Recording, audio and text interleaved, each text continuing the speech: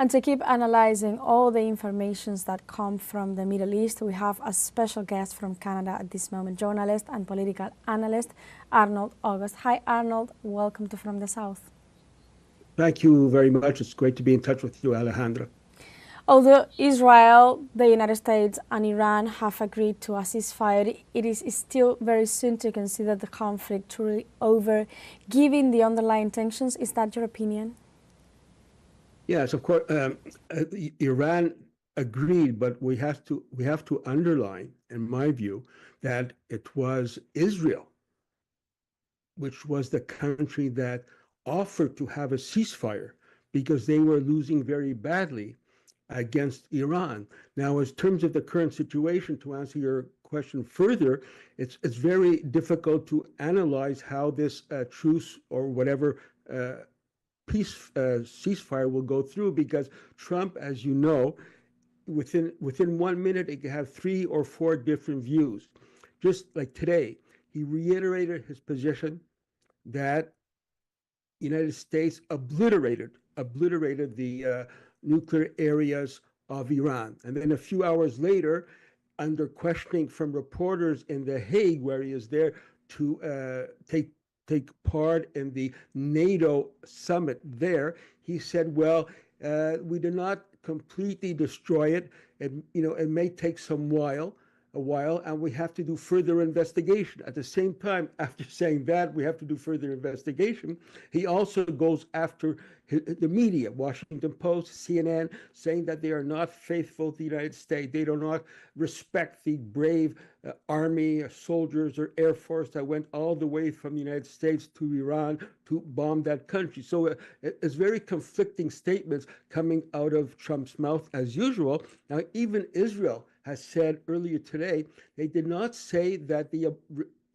they succeeded in obliterating those targets. They say that more investigation has to be done. When they talk about more investigation has to be done, in the back of my head, I'm always concerned about the following. When they say more investigation has to be done, does that mean that Israel is planning to send troops on the ground, or United States troops on the ground, to check the facilities in Iran? I don't know. But today, the Israeli IDF said that they have forces in Iran monitoring the situation. So one has to be careful when they're evaluating whether they obliterated or not. It leaves the door open for further, perhaps, I'm wrong, I hope I'm wrong, perhaps further incursions by Israel in Iran to try to, set what they say, set the record straight, especially when we know, if I'll just conclude on that, as I mentioned to the other host, Louis, about 5 days ago, in that interview with teleSUR, I said the issue for Israel and United States was not at the time the nuclear issue. It was regime change. And yes, just yesterday, the Washington Post confirmed what I said. They said that this was being planned. The attack against Iran that took place a couple of days ago, this was being planned a long time ago, before the controversy of enrichment of uranium is taking place. So the overall goal for the United States and Israel, irrespective of negotiation, is regime change in Iran. In my view, one cannot take our mind off that specific objective of the United States and Israel. And to what extent was Israel's military campaign and this premeditated plan you mentioned against Iran dependent on U.S. support, and could such an operation have even occurred without U.S. backing? Well, just to, I'll just give you a quote from Joe Biden, supposed to be the moderate in U.S., right? He's not, but he said, if Israel, this is when he was a senator, if Israel did not exist, we would have to invent it. That goes a long way to illustrate in a very open way that Israel is an instrument of the U.S., in my view, to advance its geopolitical goals in the Middle East and West Asia. So Israel is doing the work for United States. I don't believe that Israel controls the United States. I think United States controls Israel. Of course, they may have some contradictions with regard to Netanyahu, and on the one hand, and Donald Trump on the other, but the overall geopolitical goal remains the same. And so, the answer to your question is very simple. Israel would not exist without the support of the United States. And this was shown, Israel, attacked Iran, okay? And they successfully brought the United States into the war because Israel knew very well by attacking Iran, will not be able to finish the job. Israel needed the United States to so-called finish the job, which they didn't, by the way, but this is what they had in mind. They needed the United States. So this shows once again that Israel is the instrument of the United States. I mean, in my view, I think we're going through historic situation, Alejandra. United States said, they don't like, United States and Israel said they don't like Iran because Iranians go on the street and shout down, death to America, death to Israel. That was about a week ago. Well, I got news for Mr. Trump and Mr. Netanyahu. The Iranians went out on the street once again, not only in Tehran, but other cities in Iran, just a couple of days ago, after the Israel was forced to concede and ask for a ceasefire, and they were shouting slogans amongst other, death to America, death to Israel. So I think, in my view, the most important thing in this whole scenario that is for sure is that Israel lost that war regarding Iran. One has to keep in mind, Alejandro, that the success of the Iranian missiles against Israel guess how much it resulted in terms of damage just in the last week or two? $1.3 billion. That's a lot of money. And cities like Haifa, which are very important for the Israeli economic, political, and cyber strategy, is almost completely obliterated. And Tel Aviv is also in rubbles. So no one can hide the fact that Israel was the one who attacked. Iran defended itself, and they did so very well. They actually defeated Israel on the battlefield, and Israel had to beg for mercy for a ceasefire. And going back to an idea that you mentioned earlier, while the United States is attributing the end of the hostilities to its intervention and its targeted strikes on Iranian nuclear facilities, Iranian officials and even Israel are acknowledging that the impact was minimal. Can such external military actions realistically halt Iran's nuclear program in the long term and also Iran's determination to self-defense?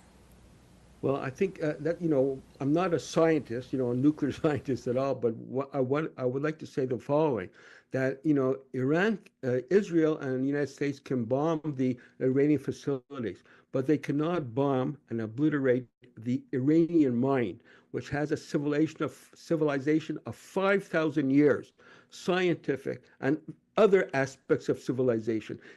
Irrespective of what happens materially, in my view, the Iranians will be able to recuperate themselves.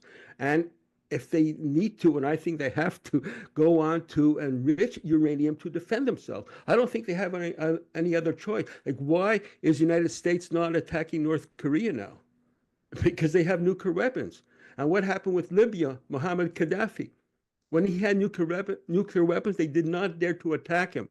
But once they did away with the nuclear weapons, they invaded and assassinated him and took over the country. That is, I think, in my view, it's very hard to accept because the issue of nuclear weapons is a very, controversial issue. But in my view, Iran has no other alternative but to develop in its own way, with its own scientific knowledge and know-how, nuclear weapons to defend themselves against the United States. And of course, one has to say, they talk about nuclear weapons, but which are the countries that have nuclear weapons in the Middle East? It's Israel.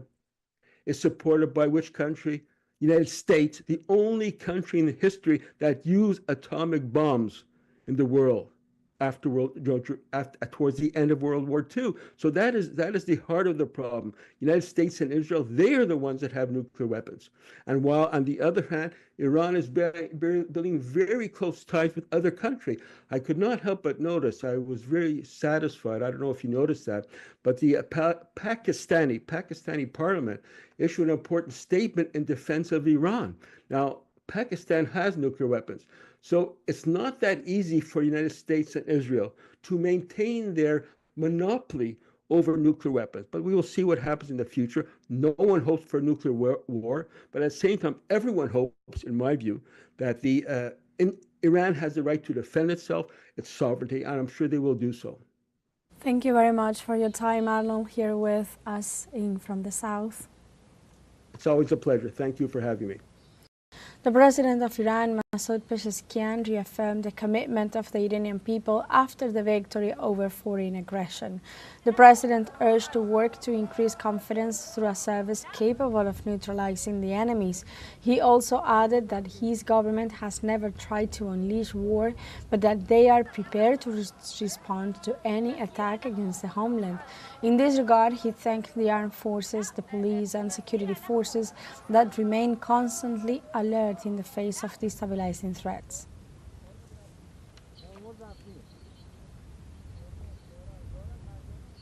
The Lebanese resistance movement Hezbollah congratulated the leaders and the people of Iran on the great victory over the Israeli regime.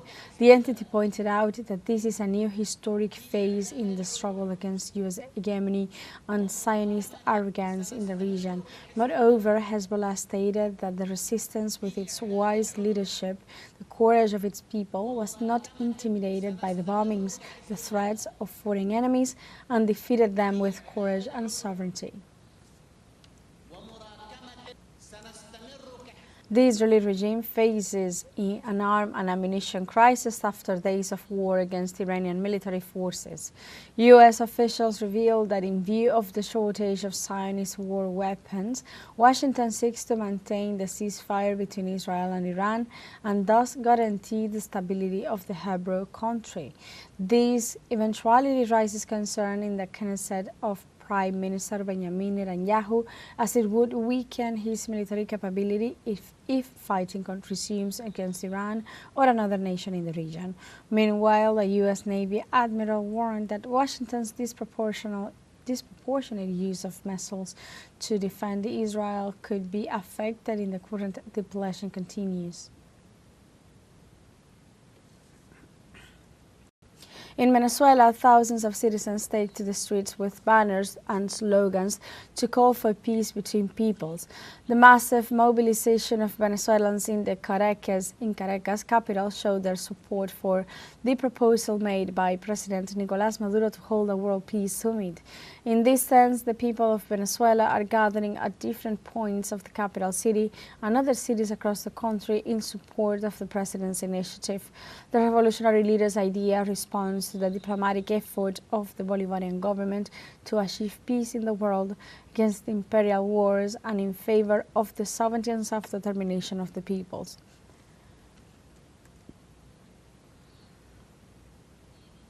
In Argentina, deputies of the Union for the Homeland Group pushed for impeachment proceedings against President Javier Milei after he declared Iran an enemy country.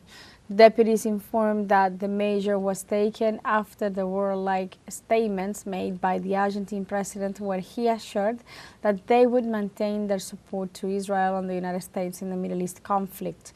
They further affirmed that President Javier Milei risked the sovereignty of the country, noting the head of state did not count on the Congress to make this kind of decisions. Likewise, the Argentine Justicialist Party rejected the president's support to Israel and the United States in the conflict with Iran.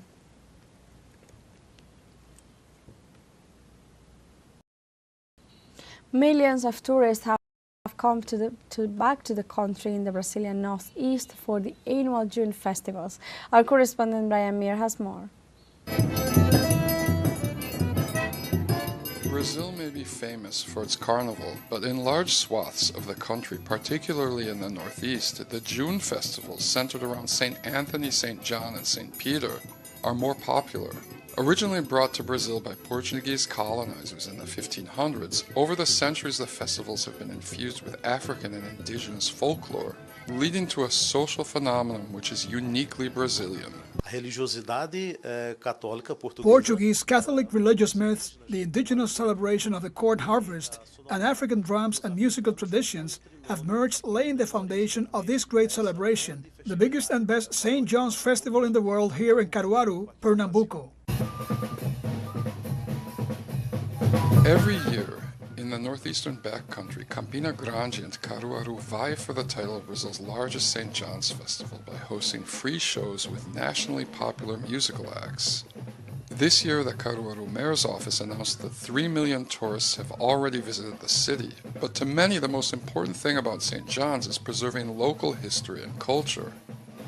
A importância do festejo junino de Caruaru's June festivals are important focaliza na música, because they don't just focus on music, drinking and eating, e sim no folclore no geral. but on folklore in general. So in addition to those things, there's theater, a circus, poetry and dance. E música. Many of the traditional St. John's dances, like quadrilha, a stylized country wedding dance, serve a social function, strengthening local communities by bringing young people together in their neighborhoods for regular practice sessions for months before the June parties start off. We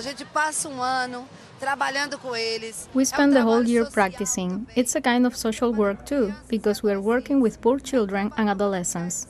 It's a way to motivate. This gets to stop doing wrong things on the street and focus popular culture, where they encounter a completely different world from where they come from. So it's very satisfying for me to do this with them. St. John's Festival traditionally ends on St. Peter's Day on June 29th, but more and more local governments are spilling the parties into July. Brian Muir, teleSUR, Caruaru. And to keep